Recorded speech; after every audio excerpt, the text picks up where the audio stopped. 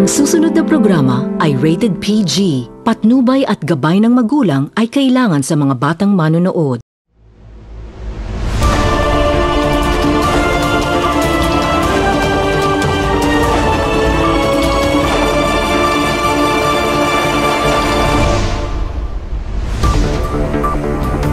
Oroqueta City sa Miss Occidental mayong adlaw. Ilabi na katong padayon nga nagsunod ug naglantaw sa Oroqueta Community Channel.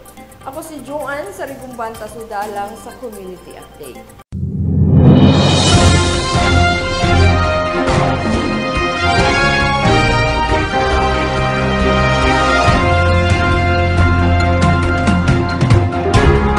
Sa atong headlines. Mayor Acosta, personal nga mitambong sa pagtunol sa 300,000 pesos nga cash incentives ngadto sa Oroqueta City Centenarian.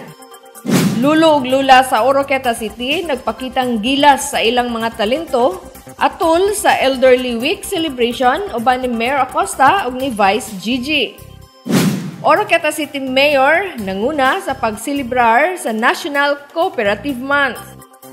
Mayor Acosta may congratulate sa SOCD nga nagmalampuson ang pag-blessing sa mga bagong sakyanan lakip na ang extension sa buhatan. Ug karon sa itong mga detalye. Mayor Acosta personal nga mitambong sa pagtunol sa 300,000 pesos nga cash incentives ngadto sa Oroqueta City Centenarian. Ania ang kumpletong detalye.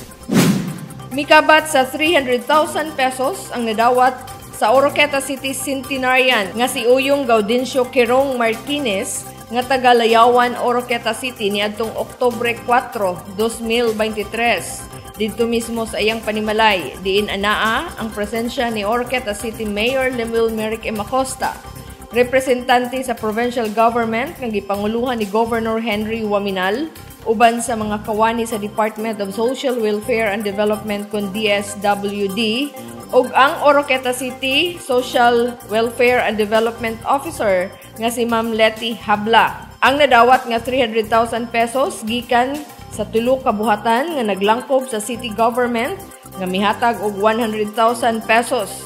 Laing 100,000 pesos gikan sa provincial government ug ang katapusang 100,000 pesos gikan sa DSWD nga gihatag isip cash incentives niadtong mga tawo nga moabot sa pangidaron nga 100 years old. Si Uyong Gaudencio Quirong Martinez nagselebrar sa iyang ika-100 years old niadtong August 30 uban sa iyang mga anak, mga apo, mga pag-umangkon. Gani mituno lang iyang mga pag-umangkon nga mibiyahe pa gikan sa Leyte. Din si Uyong lumadman nga taga Leyte aron motunol sa plaque of recognition nga si Uyong na lang ang nahibilin sa unom ka magsuon. Gani nakadaig si Mayor Acosta ni Uyong dihang nakapirma pa sa voucher. Saysay sa iyang anak nga babae nga si Grace Martinez tagiyubon nga disiplinado si Uyong sa iyang pagkaon ug labaw sa tanan nga dili malimot sa pag-ampo sa tanan niyang pagabuhaton lakip na ang pag-ampo sa dili pamukaon. Dili si Uyong mahilig mukaon sa luto nga gikan sa karning baboy, karning kanding ug ang chicken ang iyang kasagaran kaunon sa bata-bata pa siya ug sugod sa pagtungtong sa edad nga 85 anyos, isda na lamang og utanon mga prutas ang iyang kanon. Ang yung sikreto nga niabot gyud siya 100 years. Ang number one gyud amo siyang nakita nga mag-pray gyud siya daily. Mag-pray siya before mo kaon, dili pud siya musugot nga mo start og kaon nga walay pag-ampo.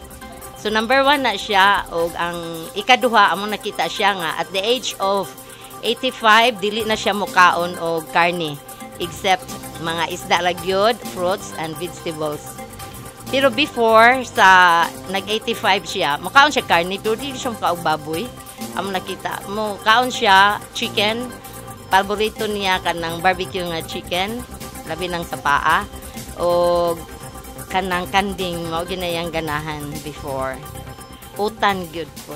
Salamat migdako sa Ginoo nga niabot gyud tatay sa iyang ka 100 years sa iyang birthday.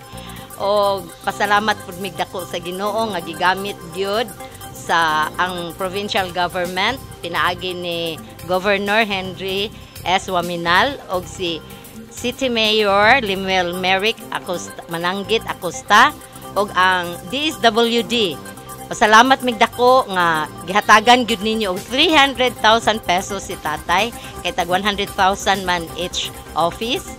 O pasalamat mi nga kini makatabang gyud dako para ni tatay sa iyang mga maintenance o sa bisan pa sa iyang mga pagkaon daily o sa iyang katabang. Amo ra yung wish para kaniya nga tagaan siya sa Ginoo kapiskay sa panglawas, and above all na kung kadus siya kuhaon sa Ginoo, masiguro gyud niya nga ang iyang kalagdiha gyud sa Ginoo. Lulu ug lula sa Oroqueta City ang nagpakitang gilas sa ilang mga talento atul sa Elderly Week celebration uban ni Mayor Acosta ug ni Vice Mayor Gigi. Aniya ang kumpletong detalye. Bibo ug puno ang Bayfront Arena sa pulos excited nga mga lulu ug lula para sa Elderly Filipino Week celebration nga nagdala sa tema karong tuiga nga honoring the invaluable legacy of Filipino senior citizen niadtong Oktubre 4, 2023. Ang pagsaulog sa Elderly Filipino Week nagtugot kini kanato sa pag-ila ug pagpreserba sa kultura sa usa ka Pilipino nga atong mapasunod sa umaabot nga henerasyon. Tungod kay ang mithi sa gugma ug sa pamilya nakagamot na pag-ayo sa kulturang Pilipino.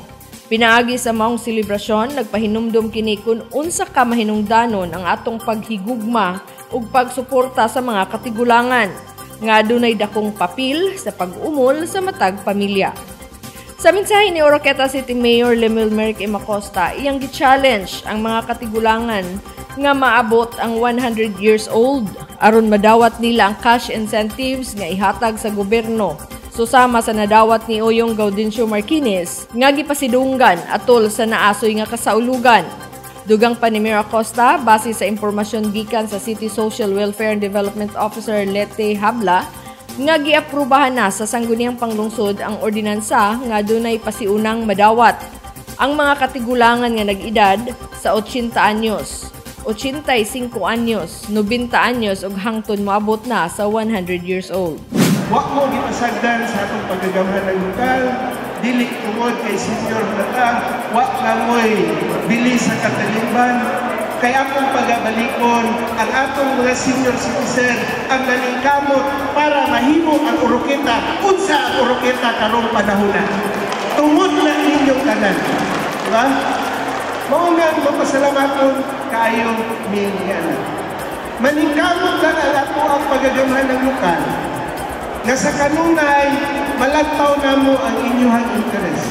Kay panglantaw na mo, panglantaw sa itong bisimayon, panglantaw sa itong sangguniang karungsod, tanan na mga Oroquetanon, mabatanon na senior, walay biyaan sa ato ang pinanggang dakbayan, kay ang tanan importante kadako, kay kitang tanan Oroquetanon. Usa sa gitanyag sa dakbayan alang sa mga senior citizen mao ang libreng laboratory sa tanan nga mga katigulangan nga mag-birthday. Ang Oroqueta City lang sa mga LGUs nga naghatag sa libreng laboratory sa senior citizen kausa sa usa ka tuig. Sumala pa ni Mayor Acosta nga ang iyang presensya nagtimaan kini sa iyang pasalig nga dili pasagdan sa mayor ang mga senior citizen sa syudad. Samtang sa mensahe usab ni Oroqueta City Vice Mayor Virginia Almonte nga adunay dakong luna ang senior citizen sa iyang kasing-kasing tungod kay dili lamang ang iyang inahan ang senior citizen, lakip usab ang iyang pinanggang kapikas nga usa-usab ka senior citizen. Mao nga dili siya makabalibad sa mga imbitasyon alang sa mga kalihukan sa mga katigulangan. Iyang panghinaot nga magpadayon ang kadasig ug kalagsik sa hugpong sa senior citizen. Keep shining, my dear senior citizens.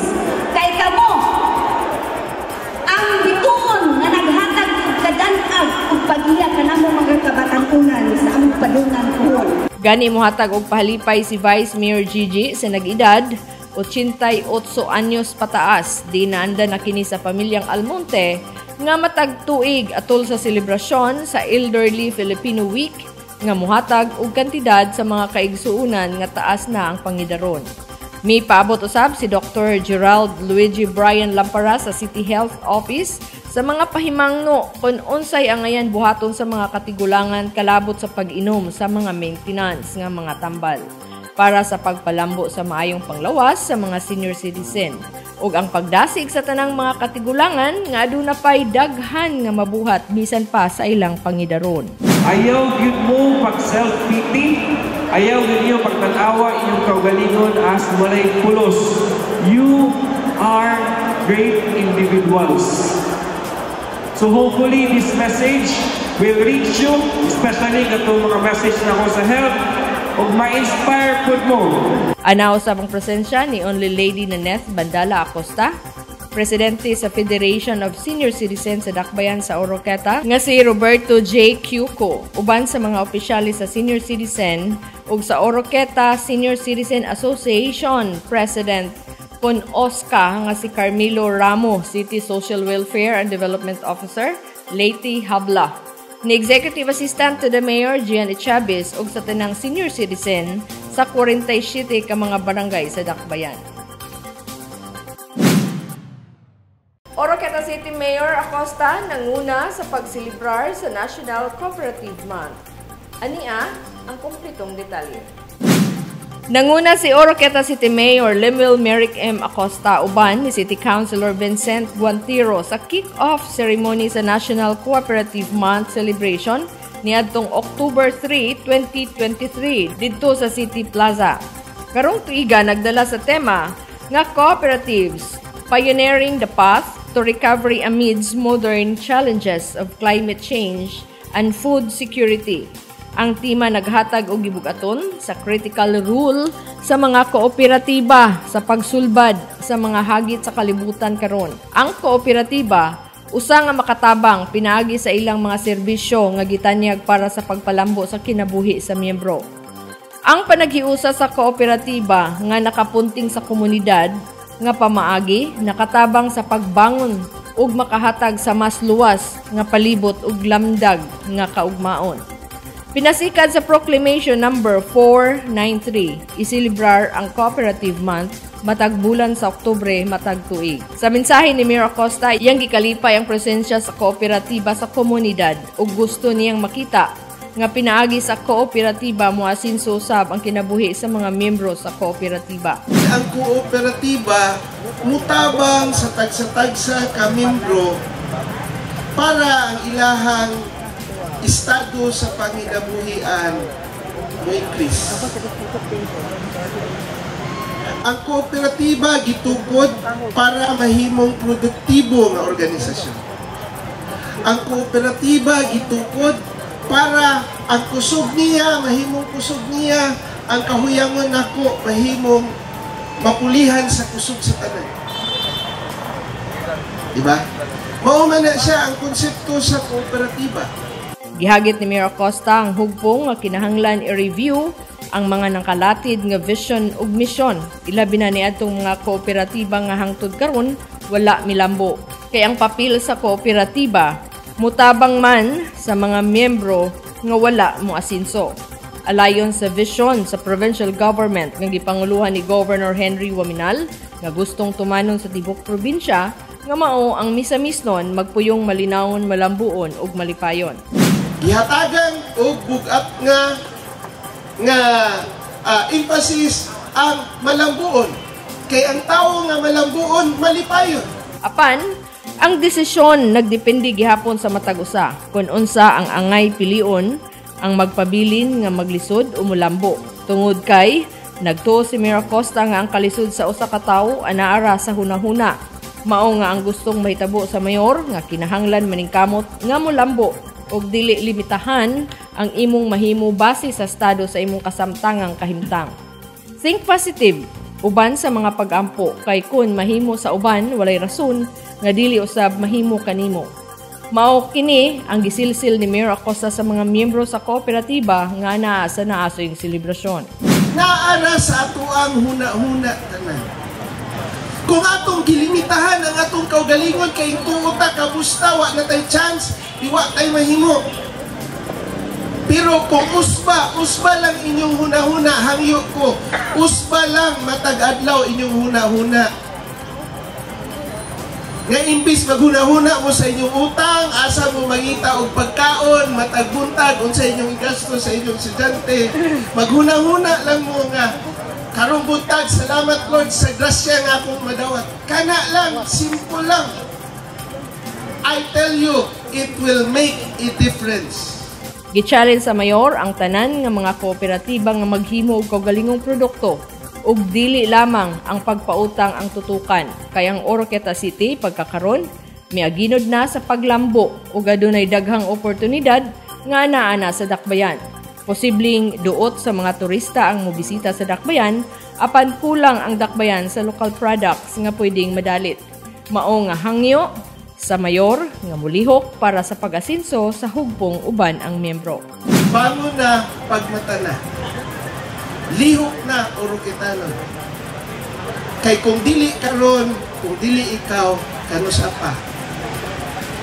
Diba? Mao nang kung gusto ta mo asinso, hangyo ko. Basin sa tima, nato karong tuiga. Kooperatiba sa Oroqueta, bangon na, pagmata na, lihok na, magtinapay ta para mo asinso ang tanan dinhi sa atong tinanggang dakbayan. Ana usab ang presensya ni Juan Pilari, ang chairman sa Oroqueta City Cooperative Development Council. Uban ni Rene Corpuz, ang Cooperative Development Specialist 2 Cooperative Development Authority. Ug human sa programa, nagpahigayon sa mga traditional Filipino games. Mira Costa mi congratulate sa SOCD nga nagmalampuson ang pag-blessing sa mga bagong sakyanan lakip na ang extension sa buhatan. Ania ang kumplitong detalye. Mitambong si Oroqueta City Mayor Lemuel Merque Macosta sa gipahigayong pag-blessing sa 5 ka mga sakyanan ug bag-ong nahuman nga extension office sa Special Operations and Concerns Division kon SOCD nga gipanguluhan ni Archie Ahias ni adtong Oktubre 3, 2023. Ang 5 ka sakyanan naglangkob sa usa ka Hilux, usa ka multicab ug 3 ka scooter motor nga gihatag gikan sa local government sa Oroqueta City aron magamit sa pagpaimplementar sa mga local ordinance. Ang SOCD usa ni ka importante nga dibisyon sa ato ang pagagamhan ng lokal na naa sa ubos sa opisina sa ato ang mayor para mo-implementar sa kalain-lain nga mga lokal nga ordinansa sa ato ang syudad. Kay nasayod man ta ang ato ang pagagamhan ng lokal, naapoy ato ang mga tagsa-tagsa ka mga balaod nun. O kung naamanggani mga balaod, naapoy mga penalties, usahay nagtaban ug nagkuyog niini para ma-enforcer nato og insakto ang ato ang mga balaod nun. So usa ni ana sa trapiko, sa pagbayad sa saktong buwis, sa pag-inspeksyon nila sa mga licenses sa ato ang mga negosyo, sa pag-check sa paglabay sa insakto or pag-dispose sa ato ang mga basura. These are among the things nga ingno nato naa sa ubos sa mandato sa ato ang SOCD nga gipanguluhan ni Sir Archie Ahias. Ang SOCD mao kini ang law enforcement agency sa pangagamhan ng lokal sa dakbayan sa Oroqueta, ubos sa Office of the City Mayor. Mao nga gustong matagaan sa mayor og kumplitong kagamitan ang buhatan para sa adlaw-adlaw nga operasyon. Usa na ang pagpatunhay sa kahapsay sa trapikong bahin sa dakbayan, pagmonitor sa mga lisensya sa drivers, lakip na ang mga lisensya sa mga negosyo, ug uban pang mga balaod nun nga napanday sa sangguniang panlungsod nga gipanguluhan ni Oroqueta City Vice Mayor Aurora Virginia Almonte. So far, so good. Nakita nato nga ubay-ubay ang nahimo sa atong SOCD sa ato ang syudad. No? O naghangyo lang ko sa atong mga katawhan nga ato ang ipadayon ang pagsuporta sa atong pagagamhan ng lokal, especially sa atong SOCD para magpuyong malinawon ang tanang mga Oroquetano. Samtang dili usab masukod ang pagpasalamat ni Archie Ahias, ang hepe sa SOCD sa local government nga gipanguluhan ni Mayor Acosta sa suporta nga gihatag sa ilang buhatan.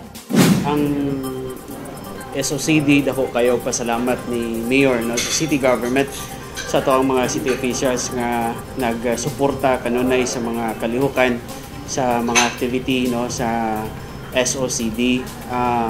Ang atong office yung makita with this man gid mo nga mag-interview ta diri no unsa kagamay ang mga opisina sa una, unsa ato ang capacity sa office before sa mga gamit, then karon is nahatagan kining og extension, then nagpasalamat ta no na blessingan ni kay aron well og kining kong blessing importante pud kaayo no kay para mabendisyonan ang atong opisina bisan pamantuod nga ang ato ang office is usahay na yung mga reklamo pero ang ato ang importante sa atong gitrabaho no kasi ato ang function. Then napud tay mga sakyanan, tong bagong tong sakyanan ng pick up na ibunggo then ay tulo ka mga bagong motorcycle. So kining tanan amo ning magamit sa ato ang functions of dako may pasalamat sa city government ini.